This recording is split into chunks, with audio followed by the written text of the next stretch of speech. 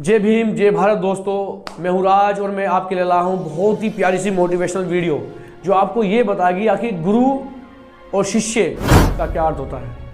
गुरु शिष्य को क्या दे सकता है और शिष्य अपने गुरु के लिए क्या कर सकता है। एक बार की बात है, एक गांव में एक टीचर अध्यापक जो है पढ़ाते थे और उसके बहुत सारे प्रिय स्टूडेंट भी थे। तो उस गुरु का एक प्रिय शिष्य था। उन्होंने कहा उसे कि बेटा आप मेरी साथ चलो। उसने कहा ठीक है गुरुजी। तो जो शिष्य था वो गुरुजी को बहुत ज़्यादा मानता था, मतलब बहुत रिस्पेक्ट करता था। उसने कहा ठीक है चलते हैं। तो गुरु और शिष्य दोनों चल दिए। जो अध्यापक था और उनका जो स्टूडेंट था वो दोनों चले गए। चलते चलते चलते रहे, ऐसे गाँव में गए। गाँव में जाने के बाद काफ़ी जंगल में चले गए। वहाँ पर जाके अब वो शिष्य जो है काफ़ी थक चुका था और गुरु भी काफ़ी थक चुका था। अब जंगल में जाके मैं दूर एक खेत दिखाई दिया और उस खेत में एक झोपड़ी थी मतलब। तो उनके स्टूडेंट ने कहा कि गुरुजी मुझे बहुत भूख लग रही है, कुछ पीने के लिए कुछ खाने के लिए मिले तो बेस्ट रहेगा। उसने कहा ठीक है चलो चलते हैं, देखते हैं आखिर इस कुटिया में क्या है क्या नहीं है। तो दोनों चले गए वहाँ पे एक छोटा सा डोर था, ऐसे ही मतलब गेट नॉर्मल था, मतलब कोई खास नहीं। बट जैसे ही गुरु और शिष्य ने वो डोर खटखटाया तो वहाँ से एक आदमी निकला। उसने कहा जी बताइए।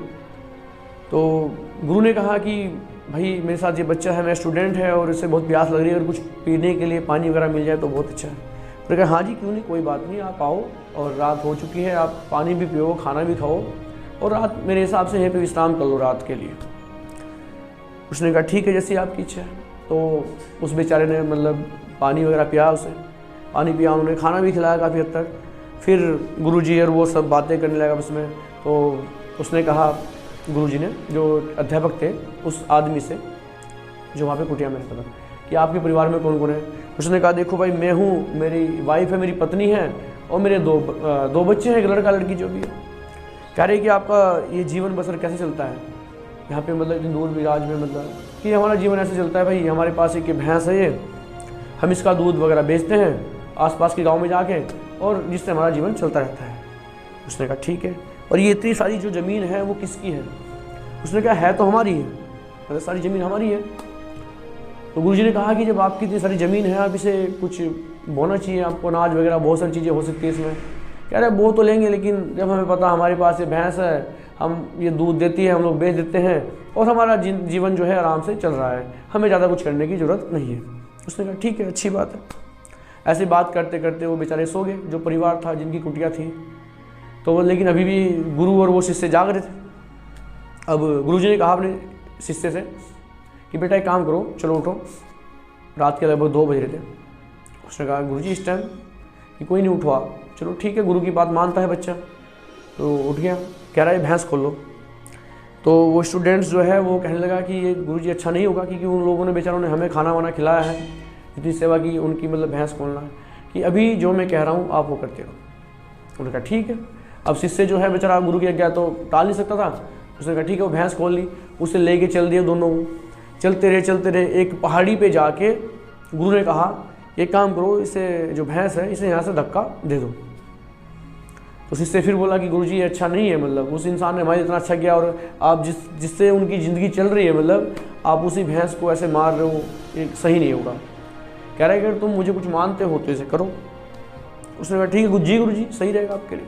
उन्होंने उस भैंस को क्या करा, पहाड़ी से धक्का दे दिया और वो बेचारी मर गई। और गुरु और शिष्य दोनों ही रात को वहाँ से निकल गए। चलते चलते ऐसे ही मतलब काफ़ी समय बीत गया। ये मान लो कि समथिंग 10 साल बीत चुके हैं।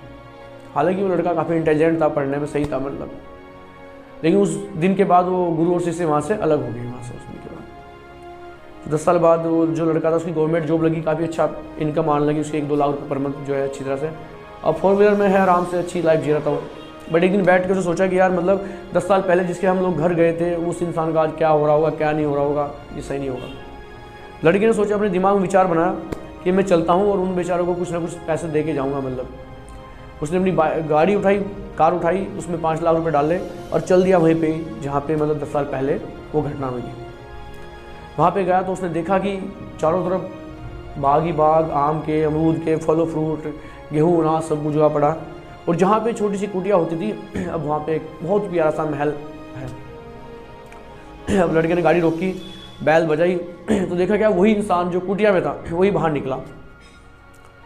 तो उस इंसान को उसने कहा कि आप मुझे पहचानते हो कि मैं वही हूँ जो 10 साल पहले गुरुजी के साथ आया था, मतलब ऐसी सी बात है।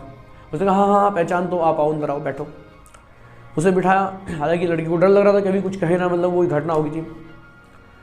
तो उस शिष्य ने कहा उनसे, मतलब जो व्यक्ति था जिसकी भैंस उन्होंने मार दी थी, कि मतलब ये ऐसे कैसे परिवर्तन हो गया, मतलब इतने पैसे वाले आप कैसे बन गए। तो उस व्यक्ति ने कहा कि भाई बिल्कुल सही बात है, आप उस रात तो दोनों आप बिना बताए चले गए, और जो हमारी भैंस थी जिसकी वजह से हमारा ज़िंदगी जो चल रही थी वो भी किसी कारणवश मतलब मर गई, मतलब ठीक है। तो हम उस दिन के बाद मतलब बहुत ज़्यादा परेशान हो गए, क्या करना चाहिए क्या करना चाहिए। कुछ दिन तक तो मेरा दिमाग मेरे बहुत टेंशन में चले गया था कि क्या करना चाहिए क्या नहीं करना चाहिए। मेरी वाइफ मेरे बच्चे बहुत परेशान हो गए। बट फिर हमने सोचा कि हमें खेती करनी चाहिए। हम लोगों ने इसमें बहुत मेहनत करी, दिन रात खेती की, फल फ्रूट लगाए यहाँ पे, और कुछ बाग वगैरह जो लग रहे हैं आप दिख रहे हैं वहाँ पे। अब आस-पास के जितने भी सब गांव हैं, हमारे खेतों से ही सब अनाज जाता है, हमारे बाग से ही सब फल फ्रूट जाते हैं, और धीरे धीरे देखते देखते हमारे पास बहुत पैसा हो गया और आज हम इतने अमीर हो गए।